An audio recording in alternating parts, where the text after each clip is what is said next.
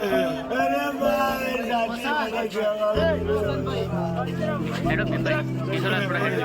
સાચી બોલી જેવું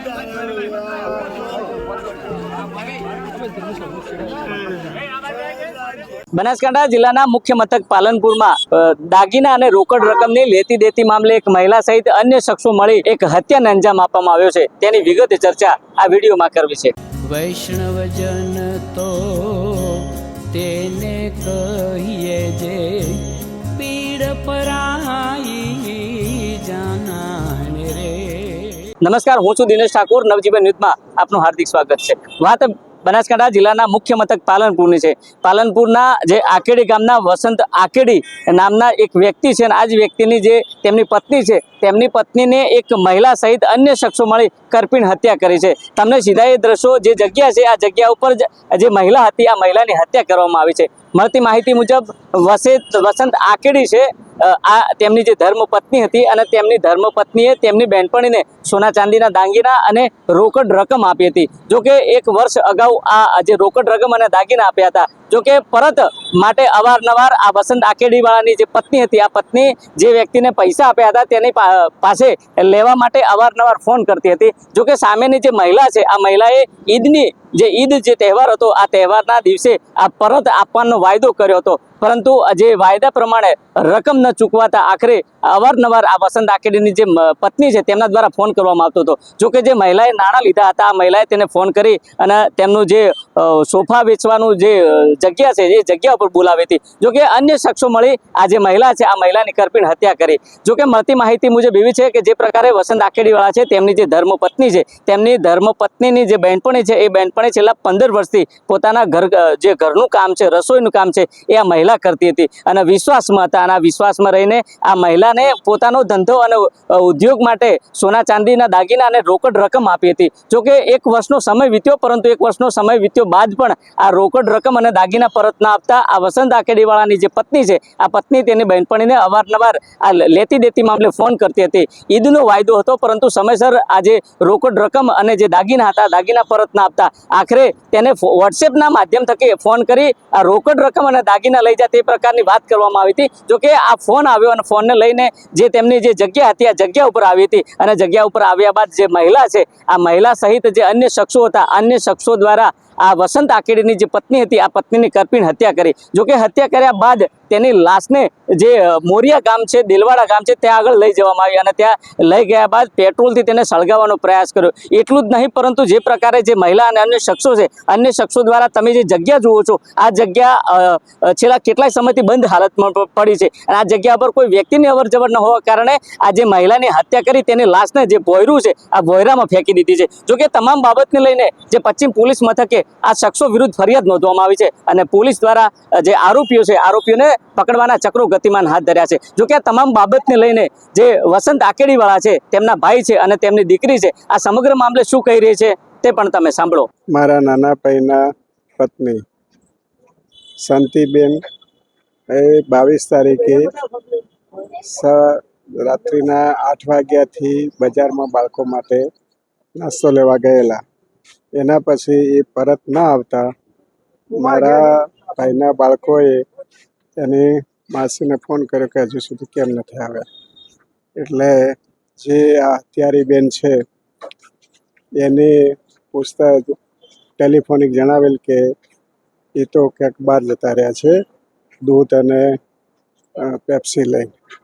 એટલે હવે ખબર નહીં. પછી મેં એને રાત્રે કીધું કે તું તાત્કાલિક આવ, તારા ત્યાંથી આ ગુમ થયા છે તો કંઈક હોય તો કે આપણે બધા ભેગા રહી તપાસ કરીએ. એટલે એના પતિ બંને આવેલા. પછી આ જે મરનાર છે એના નાના બેન પણ આવેલા અને એના પતિ પણ આવેલા. મારો દીકરો, બીજા મારા સગાવાલા અને સ્નેહીઓ બધા 7-8 જણા માણસો એના કયા પ્રમાણે railway station, bus station, civil hospital વગેરેમાં તપાસ કરી અને મને એને જણાવેલ કે કાંઈ કોઈ સુરાગ મળતો નથી. એટલા માટે બીજા દિવસે ફરીથી અમોએ મારો ભાઈ થાઈલેન્ડમાં હોવાથી એને મેં જાણ કરતા એને કહ્યું કે ભાઈ હાલ ગુમસુદાની આપી દો ફરિયાદ. અને એ પણ એની રાત્રે 23ની રાત્રે એટલે 24ના એકને 2 વાગે, આશરે 2-1 વાગે એ આવેલ. અને પછી બીજા દિવસે અમે સીસીટીવી ફૂટેજને એ બધું જોવડાવ્યું. અને પછી અમને આ બધું પોલીસની તપાસ કરતાં પૂછા કરતાં એવું લાગ્યું કે કંઈક આમાં અઘટિત બનાવ બનેલો છે. એટલે એને પછી શંકાના દાયરામાં લઈને પોલીસે એની સઘન પૂછપરછ કરતાં એને પોતે જે આના જવાબમાં જણાવેલ કે જે એમની જોડે દાગીનાનો વ્યવહાર અને રોકડ રકમનો આશરે 35 લાખ અને 80 તોલા સોનું એવા દાગીનાઓ એને મારા ભાઈની પત્ની જોડેથી લઈ અને એ એના ધંધાનું કામ કરવા માટે લીધેલા. પછી મારા ભાઈના મિસેસ એ રહે છે વારંવાર ઉઘરાણી કરતા હતા, એટલે એને એક વાયદો કરેલો કે હું ઈદ પછીના બીજા દિવસે તમને આપીશ. એટલે આને તે એના જે ફર્નિચરની ટેન્ટમાં જે દુકાન છે ત્યાં લઈ ગયેલા અને પછી એને આ રીતનું કૃત્ય કરેલું. અમુક જે શંકા માણસો છે એની સાથે એના જણાવ્યાપણામાં આશરે 9-10 માણસો આ કૃત્યમાં સામેલ હોવાનું એને પોતે પણ જણાવેલ છે. અને આજ પછી ફરીથી પોલીસે એની સઘન તપાસ કરતાં એને જણાવેલ કે કઈ કઈ જગ્યાએ કેવી રીતે એની હત્યા કરેલી અને હત્યાના પુરાવાનો નાશ કરવા માટે એને સદરબાઈની લાશને એને બીજી જગ્યાએ જઈ બાળવાનો પ્રયાસ કરેલો. પછી કોથળામાં પૂરી લાવી અને પાલનપુર હાઈવે વિકાસ સ્ટાફે જે છે ત્યાં એના ગટરની અંદર એને એનો નાખી દીધો. અને એ જે છે આરોપી એ સતત અમારી જોડે જ ભેગી રહી અમને ગુમરાહ કરતી હતી. એટલે મારી સરકારશ્રીને નમ્ર અરજ છે. મારું નામ નેન્સી વસંતભાઈ આકેડીવાળા છે. આજથી 4-5 દિવસ પહેલાં મારા મમ્મી ગુમ થઈ ગયા હતા. અમને એની જાણ થઈ હતી. પછી અમે પોલીસમાં ફરિયાદ કરાવી.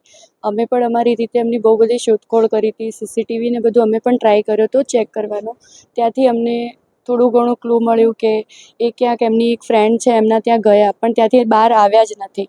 પણ એરિયા એમ કહેતા હતા કે ના, એ ત્યાંથી બહાર નીકળી ગયા છે. તો અમને એમ હતું કે એવું હશે, કે એવું કોઈ મિત્ર થઈને કોઈ આવું તો ક્યારે કરી ના શકે. અમે એવું વિચારતા હતા, કેમ કે એમનો અને એમની મિત્રનો 15 વર્ષનો સંબંધ હતો. તો આ 15 વર્ષના સંબંધમાં કોઈ આવું કરી શકે, કોઈ વિચારી પણ ના શકે. પણ જ્યારે પણ અમે પોલીસને FIR કરાવી, પોલીસે બધી તપાસ કરી, ત્યારે તપાસમાં જાણવા મળ્યું કે એમની મિત્રએ એમનું મર્ડર કરી નાખ્યું છે. પણ જે રીતે મર્ડર થયું છે, જે રીતે એમની બોડી જોડે જે પણ થયું છે, એના પરથી અમને એવું નથી લાગતું કે મર્ડર કરવાવાળી એક માત્ર મહિલા હોઈ શકે. એમાં અન્ય પણ શખ્સો છે. એટલે મારી સરકારને નમ્ર વિનંતી છે કે દરેક આરોપીને અહીંયા લાવો અને એમને ફાંસીની સજા આપો ને એમને વરઘોડું કાઢો. જ્યાર સુધી બધા આરોપી નહીં પકડાય ત્યાર સુધી અમે ડેડ બોડી એક્સેપ્ટ નહીં કરીએ. બેન, કયા કારણો હતા હત્યા કરવા? કારણો તો અમને કોઈ ખબર નથી. હવે પોલીસ એની તપાસ કરી રહી છે. તપાસમાં ખબર પડશે કે શું કારણ હતું. તમે જો તે પ્રકારે તેમના ભાઈનું અને દીકરીનું કહેવું છે કે જે દાગીના અને રોકડ રકમ હતી આ લેતી દેતીને લઈને આજે અવારનવાર ઉઘરાણી કરવામાં આવતી હતી. અને આ જે ઉઘરાણીમાં જે વાયદો હતો, આ વાયદા પ્રમાણે રોકડ રકમ અને દાગીના ના આપતા આખરે તેમના વોટ્સએપ મોબાઈલ થકી તેમને ફોન કરી તેમને બોલાવવામાં આવ્યા હતા. અને ત્યાં આગળ આગોતરું આ હત્યાનું જે કાવતરું હતું, આ કાવતરું ઘડવામાં આવ્યું હતું. જોકે ત્યાં આગળ મહિલા પહોંચી અને પહોંચ્યા બાદ તેની કરપીણ હત્યા કરી. આ શખ્સો ભેગા મળી હત્યા કરીને હત્યાને લઈને જે મૃતદેહ હતો, આ મૃતદેહને અન્ય જે જગ્યા હતી મોરિયા દેલવાડા નજીક ત્યાં આગળ તેને પેટ્રોલથી સળગાવવાનો પ્રયાસ કર્યો. એટલું જ નહીં પરંતુ આ જે જગ્યા અવાવરું જે જગ્યા હતી, બંધ જે જગ્યા હતી, ત્યાં આગળ તેને લાશને મૂકી ત્યાં ફરાર થયા હતા. જોકે પોલીસ મથકે જાણવા જોગ દાખલ થઈ હતી અને આખરે પોલીસ દ્વારા સીસીટીવી જે ફૂટેજ હતા આ ફૂટેજ ચેક કર્યા અને આખરે મામલો જે હત્યારા હતા હત્યારા સુધી પોલીસ પહોંચી હતી. જોકે આ તમામ બાબતને લઈને પોલીસ મથકે 4 શખ્સો વિરુદ્ધ ફરિયાદ નોંધવામાં આવી છે અને પોલીસ દ્વારા આરોપીઓને પકડવાના ચક્રો ગતિમાન હાથ ધર્યા છે. જોઈએ આવનાર સમયમાં પોલીસ આ આરોપીઓ સુધી ક્યારે પહોંચે છે તે તો આવનારો સમય બતાવશે. દિનેશ ઠાકોર, નવજીવન ન્યૂઝ, બનાસકાંઠા.